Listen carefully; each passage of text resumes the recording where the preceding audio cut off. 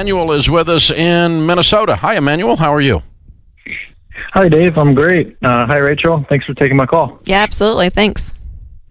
What's up? So I have the situation where, me and my fiance are getting married on Saturday, and we're looking at the Financial Peace University, and we've been following some of your content, really watching a lot of your videos. And I have an extremely irregular income. I do sales for a construction company, so it's all commission.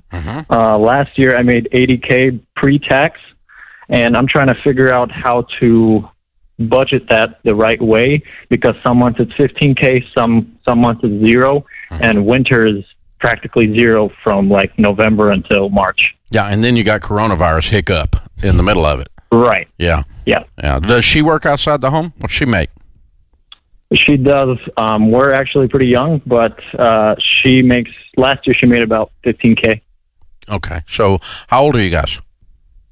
I'm 21. She's 20. What does she do?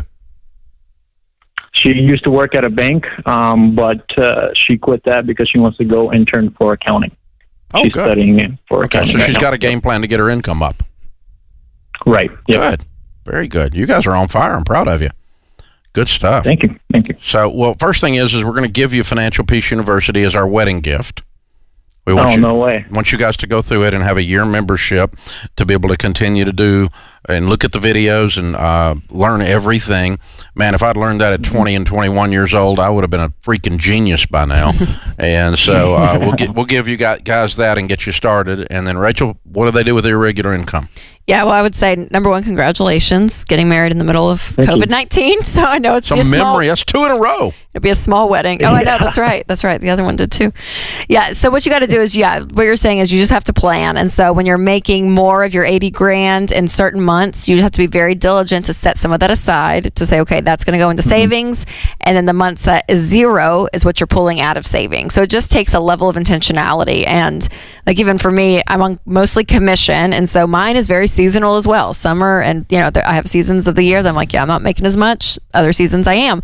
And so I do have to be my husband and I both, we talk about it, and we have to be very, very specific with, okay, we're going to set some of that aside, because if we need to pull anything during those low months, we have the cash to do it. So it just takes a lot of diligence in the planning process, but it is still possible to budget even with an irregular income. And on the months that is low, I would even encourage you guys to make sure your 4 walls, of course, are covered and everything else, but you will have to prioritize, because there may be a month that you're like, you know what, we're going to cut some things out of here just because it is a lower month. We don't take as much out of savings. So you'll see it kind of shift your spending patterns as well.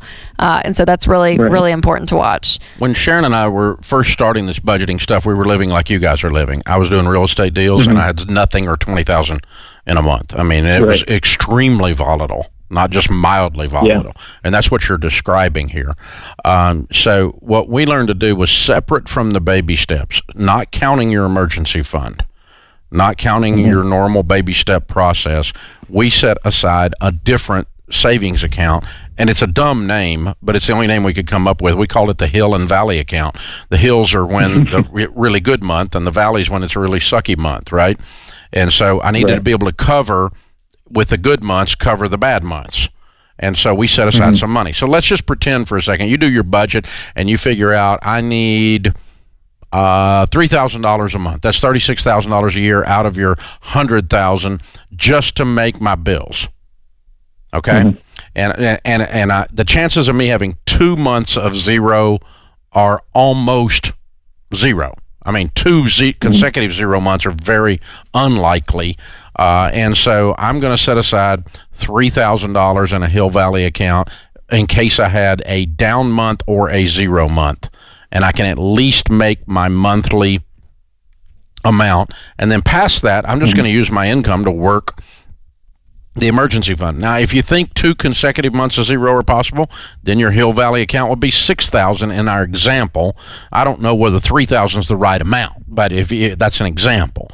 But if you set aside and say, we can make our monthly bills with $3,000 a month, and the chance of having more than 1 month of zeros is zero, so we're going to do 1 month, or we're going to do 2 months because that's the most it could ever be.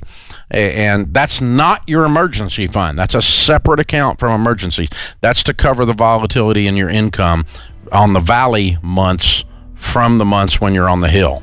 Again, dumb name, but it's all I could come up with.